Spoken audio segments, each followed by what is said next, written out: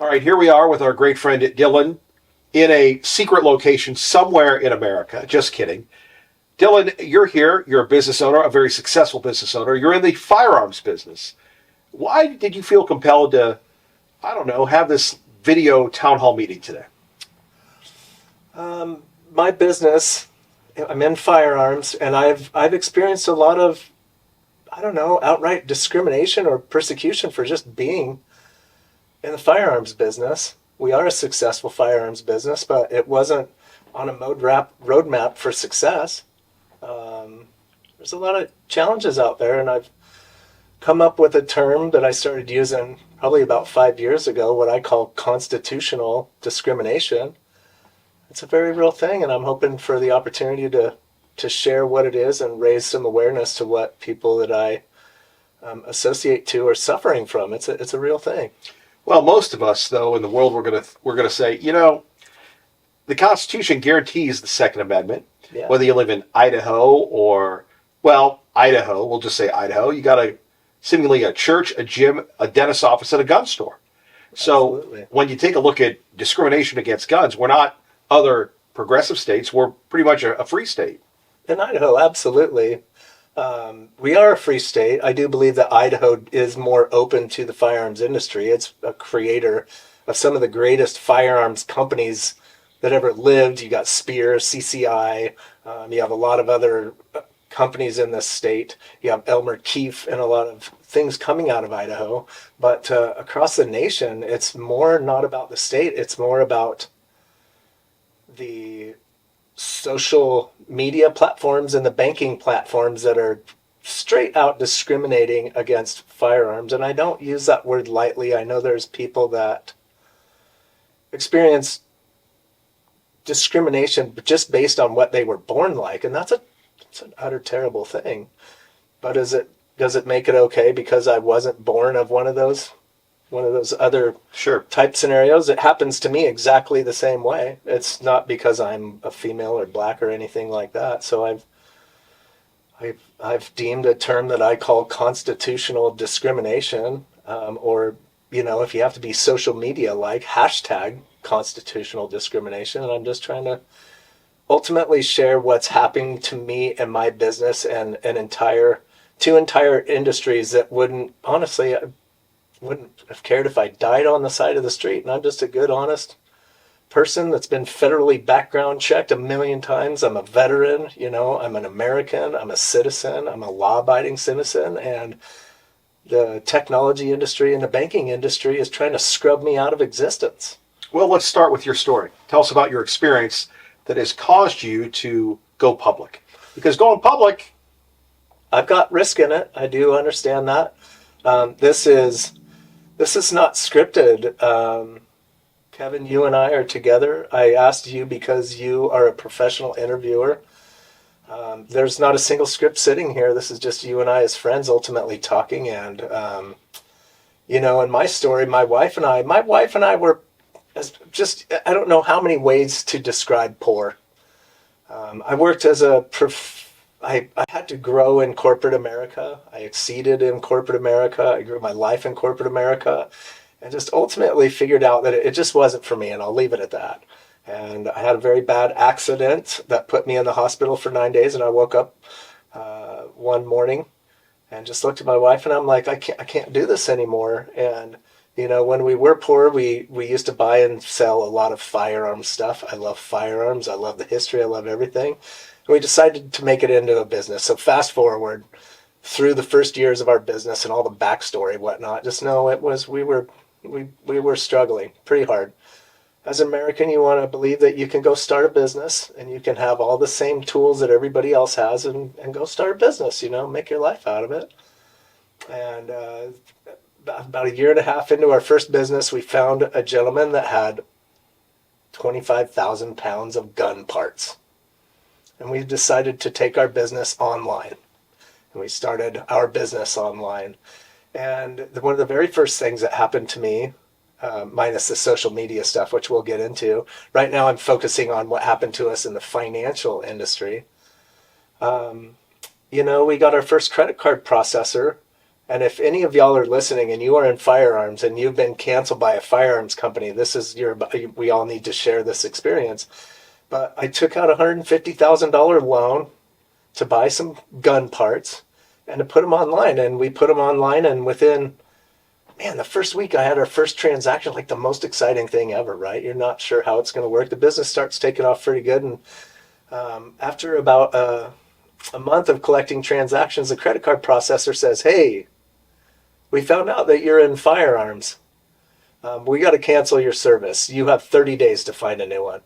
And I'm like, okay, I'm in firearms. I'll say this right now. The firearm is the only product in all of America that is specifically mentioned in the Constitution. We have the right. So I'm just going to leave that right there. Anyways, I go find my next credit card processor, and I'll use their name. It was... Well, before we get to that, did he give you a reason? We were in firearms, So direct. Because you were in the firearms business, Yes. They didn't want your business. Because we were in firearms, we are deemed high risk. And that's a key term that you're going to hear from banking and bankers. You are high risk. And I'm like, would you please describe high risk for me? What is high risk? In banking, high risk in every industry other than firearms it's about chargebacks. It's about the bank holding the bag on this. It's about chargebacks. I'm like, describe high risk to me. Firearms is the only business that records who bought it and sold it and where it all transferred to. The sellers get a federal background check. They book in every single product that they take in. It tells where it was shipped to from the manufacturer. There's not a single other product in the world that tracks the firearm down to every last little bit. What makes it high risk? Anyways, they just said, yeah, because you're in guns. What was your reaction emotionally? Emotionally, it's really tough. It's like, okay, you're in guns. And it was a light little touch. It was like, oh, I'm getting used to business. Okay, whatever. You're young and in business. You're like, you can't destroy me. I'll figure this out, right? Like, honestly, the emotions that come from it doesn't come till later when you really analyze what happened. So we went for another credit card processor. Immediately, I'll use their names, First Data. First Data Process is one of the biggest processors ever. And I'm using probably missed terms by the industry standards, but it's First Data. We go, and within 1 week of setting up with them, huge setup fee, they're charging you higher rates because because of what the front side of it is. And then they come back a week later and go, oh yeah, they knew, I told them we were in firearms. They knew we were in firearms. They come back a week later and say, oh, you're in firearms, and shut us down overnight. They didn't give us a 30-day window to find somebody else. They tried to hurt our business. And it did. I didn't have a processor for 2 weeks. I lost all that money. I'd just taken out the biggest loan of my life. And now I got no transactions. So that's really the first introduction into the banking side of the problem. And it was just purely you're in guns. That's it. I should say that. When I went to go get the loan, the very first one that I went to was Banner Bank, and they're my bank. I'm a loyalist, Kevin, you know this. I do everything with a person that takes care of me. I go to get the bank, I fill out the application, the manager literally looks at the application and she goes, sorry, this is after coming back to her, not right on the submitting of the application. She goes, yeah, I hate to tell you this, but because you're guns, can't do it. Now, what time period was this? 2017. Not that long ago. Not that long ago. And what this is leading up to is some political things going on called Operation Choke Point, which doesn't sound great. No, not if you're getting choked. Not if you're getting choked. No, I wouldn't want to be on the choke point. So, again, people that are just tuning in, so you start this business, you're doing this in good faith, you're making money, then you have not one but two, and then your local bank says, we want nothing to do with you. Pretty much. Because you're in an industry protected by the Second Amendment. I mean, I thank you for saying that. Yeah. Constitutionally, it is the only product that we in America have that we have the right to keep and bear. But in my humble opinion, we should have the right to be treated fairly in the business marketplaces out there too. It's in the Constitution. This isn't selling marijuana. or pornography Sure. or sin stuff. This is in the Constitution.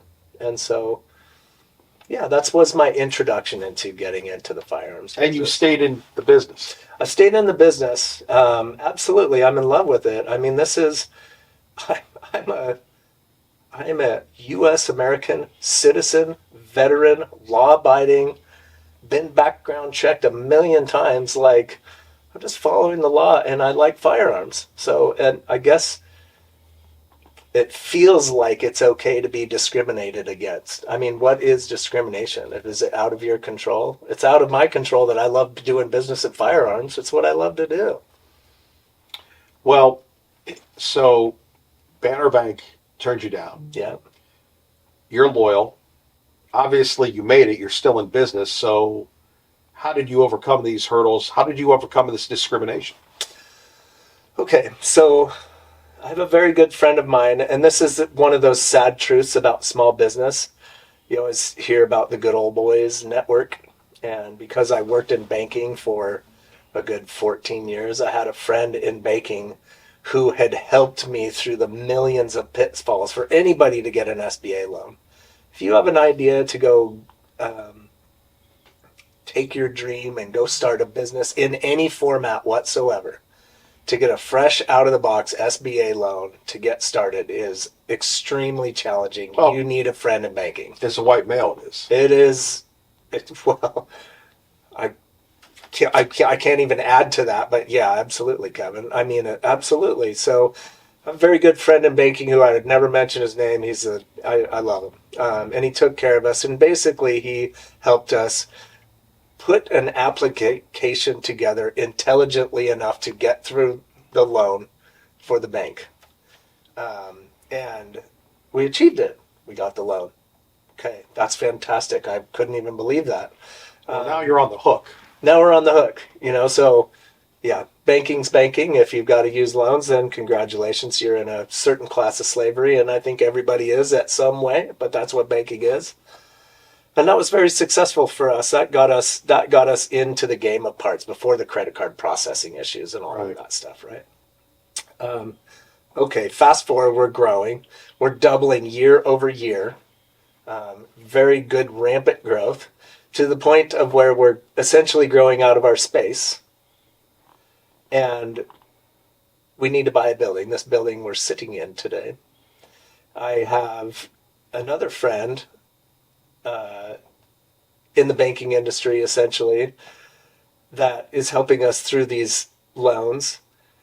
And we're with the same bank that gave us the first loan. So I'm working with one of my friends, somebody else basically, and we're doing a building loan for this building. It was a lot of money for us. It's a commercial building loan. It's not just a couple $100,000. Well, I mean, in Idaho, whether it's commercial or residential, real estate is very expensive, and then of course you've got city taxes and everything else. Yeah, I mean, it's a pretty big decision, right? It is. So we make the decision. I'm working with another person on this loan.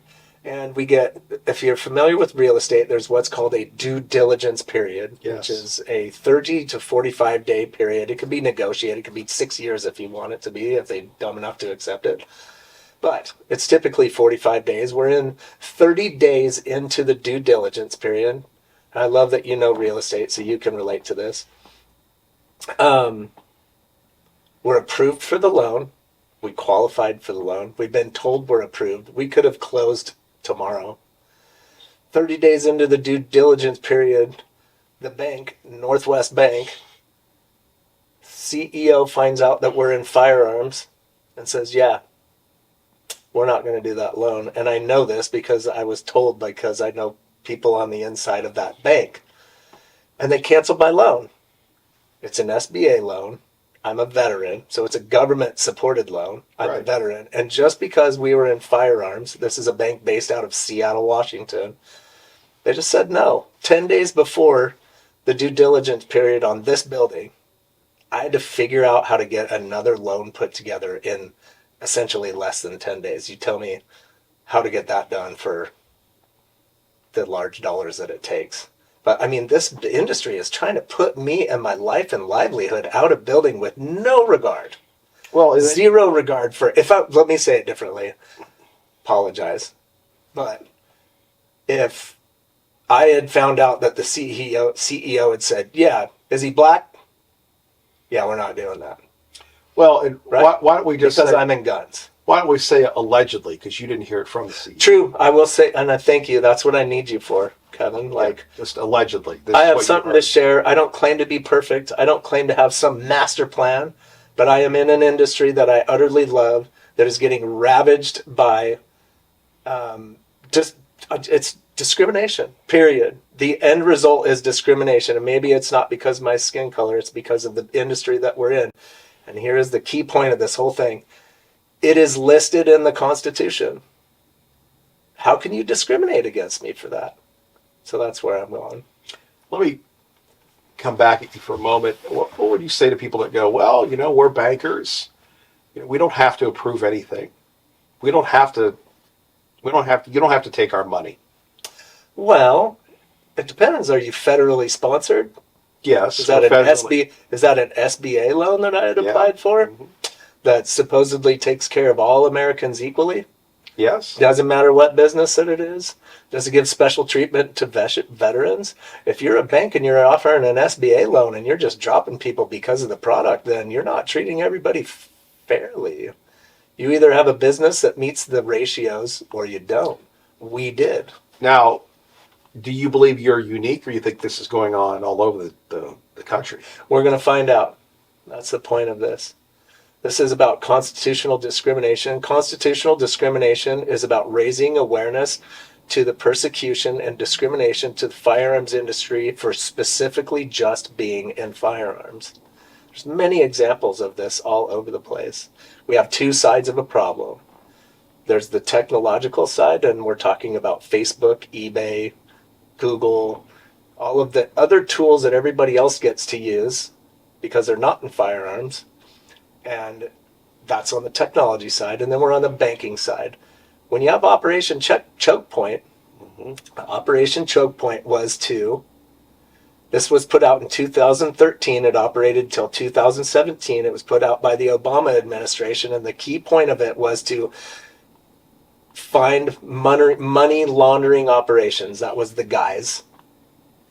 They targeted many industries for money laundering, because there are many industries that do, but they packaged firearms businesses into this, which basically forced banks to report to the government all of these businesses that are in business for specifically that, because they're going to come and persecute them or inspect them or Patriot Act stuff them Sure. for just being in firearms. I would like to know a single example of a huge money laundering operation using firearms, the most regulated industry in the entire country. I mean, outside of the banks and FCC, you're under regulation, right? You suffer from those regulations. A lot of it's very valid. I think a lot of the firearms regulation has validity, but now we're being persecuted over that specifically. So let's get back to you. How did you overcome the credit cards? You said you had somebody that helped you with the loans and everything else, but I mean, eventually you had to take credit cards, right? Yeah, I mean, it's like anybody else that has a passion for something. You hit roadblock after roadblock after roadblock, and you just keep crawling and keep crawling. And I found somebody who I respect and that found me a bank, and it's about the banks. It's not the processors. It's banks that are willing to manage the transactions, and it's all because of Operation Choke Point. And then it turned into a social wokeness thing. But I found somebody that found a bank that was willing to process. I've been with them for 4 years now. I had no issues. I had to fight for it. But here's the problem. I'm paying more fees. I'm paying higher rates. The entire firearms industry is getting porked because they're a high-risk transaction when they're the only business that is required by insurance to have bars locked up on their windows so you can't get broke into. They're the only industry that federally background checks themselves and any employee touching any of the stuff. They record every single product that comes in the doors and who they came from, and they record every single product that goes out their doors and where it went to. They're under the assumption that the ATF can show up at any minute of their open business hours and immediately tear open their books and start inspecting them like the government's got a leash on you. Tell me what's high risk about that. It's just a guise. It's all, and then you're paying more fees, and we're just not treated like any other industry.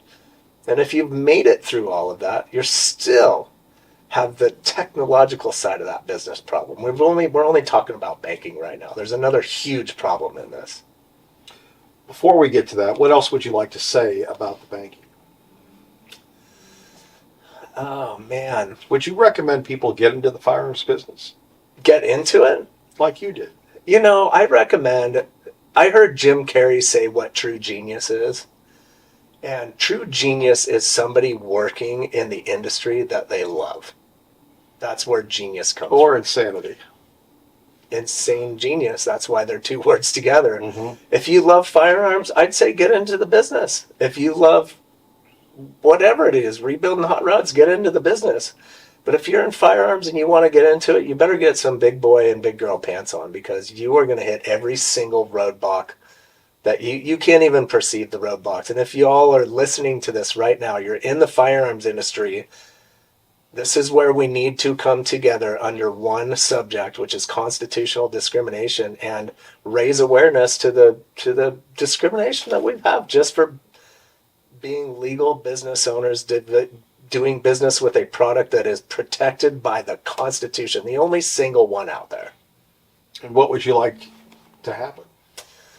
I would like to have my business and any other firearms business or industry treated fairly in both banking and in social media and in search or anything, and in shipping. You know, FedEx and UPS now charge more for guns. They have you and guns. You have to sign this like 40-page document that you need a team of attorneys to review. You can't even keep up to the legal crap that they throw at you. They're literally just trying to be like, if you want to be into business, then you're going to pay this much more, or you're going to agree to this type of thing just because of the product. And the product's in the Constitution. It's a problem. Dylan, let's talk about something that all of us have. We can't live without: social media. Are the platforms fair to people that sell firearms, buy firearms? In other words, true Americans? Yeah, so I mean that's a super softball question that I appreciate, because I think everybody knows the answer to that one, and it's really disheartening. So now I think you're helping me describe the differences between straight business discrimination for being in guns with the financial industry and transitioning into technology, Facebook, Google, eBay, all the search platforms and things like that. Because you have a technology background, not only a banking background, but a technology background. Yeah, so actually, I appreciate you mentioning that. I worked in banking for over 9 years. I've worked in consumer, I worked in business, I worked in leadership, I worked in online, I worked in about every capacity. But now transitioning over to technology, in between, after I got out of the military in the late 90s, I was a senior technical recruiter for, you name it, man. I recruited software engineers for Google, for Pandora, Netflix, eBay, you name it. I placed engineers in these places, so I understand their cultures, the people that work for them. I understand the technology stack. I know what's happening on the inside, and now I'm experiencing the deep challenges of their straight discrimination for the fact that I deal in firearms. Give us some examples, because I mean it's very easy to make that blanket statement, but give us some examples of how platforms have discriminated against firearms owners, sellers, buyers. Okay, so we'll start with Facebook. In 2016, Facebook came out and said no firearm sales. No anything to do with the transition of a firearm, nothing to do. I mean, you can talk about them, but how do they mediate that content? They're also protecting themselves with Section 230 that says that they can't get sued for anything that comes on their content, and they have the right essentially to mediate that content if it's quote unquote offensive. I guess they get to deem firearms as offensive. No offense, but I think drag queens reading to children is offensive to me, but that's okay for them. You know, what's offensive? So yeah, I mean, Facebook deems firearms as offensive, and this comes out of Operation Choke Point. This comes out of a government administration pressuring social media companies and search companies to basically reduce the exposure to firearms any way that they possibly can. It's proven. Elon Musk proved that with what's happening with Twitter, or what happened with Twitter about content moderation. And if it wasn't on one side of things, you were getting pushed out. And the technology industry is majorly liberal, and they're going to follow that. They're going to bite that forbidden fruit, and they're going to do it. And they did. Let's get back to platforms. You know, name your favorite platform. They can decide what is, what isn't acceptable, but what's the issue with how you yourself have been specifically targeted or discriminated against? Okay, so my business actually started out kind of as a hobby. I named my business and created it as a group on Facebook. And it was just a Facebook group that was people sharing their little gun finds. You know, look at this cute little Marlin 1894 that I found, and usually historical or neat things, and there's different group focuses, but mine was old stuff. And, you know, that group grew into a page that was people posting their things for sale. And in 2016, Facebook said no gun sales. Anything that's potentially has violence in it whatsoever. So it was guns and knives and some things like that, some Nazi stuff. And they said no. So you have businesses, other businesses like gun manufacturers that now are just getting their content regulated and shut down and turned off for any single reason. And just quite literally because they're in firearms. And I will keep reminding everybody, this is constitutional discrimination. This product that they are selling is in the Constitution. It is their right. And these platforms are just over government pressure, just turning them off and blocking them and shutting off their content. And that's social media. If you're not on it, it's your livelihood. You aren't a business. You know, there's a lot of businesses out there that you're like, oh, what's your business? You get looked up on Facebook or any one of them. And if you're not there, they're like, ooh, I better be concerned about this. It's a tool, you know, and everybody else gets to use it, but we don't because it's firearms. Okay, here's another issue. The other one that I would mention is Google. Okay, this is my experience. I had mentioned that my business had grew double year over year for 3 years.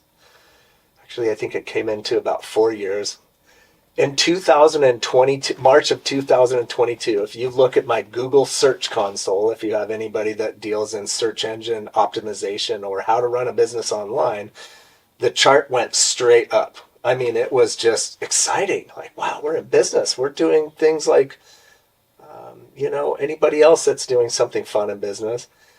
In March of 2022, my chart went from this and dropped by less than half that traffic. My business was only growing. I was only adding new products. I was only doing better search engine optimization. I was only following the rules of the Google buy paid professionals to do that. And just overnight, it drops by half. Like your business gets like turned off by the search platform. That's just search, okay? That's just me utilizing the search. And supposedly the algorithm is fair. And when you talk to politicians and when you look at politics and the shadow banning and all the different things that how they block content from certain sides, I have no proof that Google turned the firearms industry off in search, but all I can do is look at my chart and be like, explain this to me. Explain to me what's happening in politics, you know, how very important videos that should be getting highlighted in YouTube and things like that aren't. And they've proven this stuff. It's happening to the firearms industry. Why? It's discrimination. It's a constitutionally protected product. I am a citizen. I am a veteran. I am a law-abiding citizen. I get background checked. I am more checked up on by the federal government than any other business, and they just, I don't like guns. You're a gun guy. Turns it off. I'm sorry, but that's discrimination. If I were black, does that make it okay? If I were a woman, I don't want to discount real discrimination when it comes to just because of your skin color. Sorry, that's not what this is, but this is about business. And that's not cool. It's not fair. Have you talked to other people about this? So if you talk to any firearms dealer, period, it's just like they've just accepted it. It's just the way it is. It's ridiculous. They're defeated. I know a very prominent person in firearms. I'll leave it at that. Top of the industry at the manufacturer's level, and I had raised this to him, and he was like, yeah, Dylan, this is a real thing, but the people sitting at the tops of the firearms industry are really comfortable. I don't know if they really want to put their necks out on putting their name on something like this, and I respect them for that. So and now I'm putting my neck out. So you're doing it. Yeah. He was real to me. Well, if I could mention his name, everybody would know who it was, and I never would because I have the utter highest respect for him. But that was the cold truth of it. Sounds like he's afraid. Everybody's afraid but you. Everybody's afraid, and what more reason do we need? Maybe you should be afraid. Well, maybe we'll see a story here. It's like Elon, that he's like, if you see me dead, it wasn't because I killed myself. It's pretty serious. I'm a family man. I'm not a rich man. I have a successful business. I live okay. I'm happy. I figured something out. I took my combinational knowledge of finance and the technology industry and made a business of it. It was in firearms, and now they can just put me out of business overnight. Google does not treat firearms the same. Do you fear for the future of your business? I do. And administrationally, I think that firearms, the people owning them, is protected. But unfortunately, banking controls all of business. Technology controls all of business. Banking and technology both heavily discriminate firearms. It is proof. It is fact. I experience it. Everybody in the firearms industry experiences it. Let me drive to this key point, okay? I'm not selling marijuana.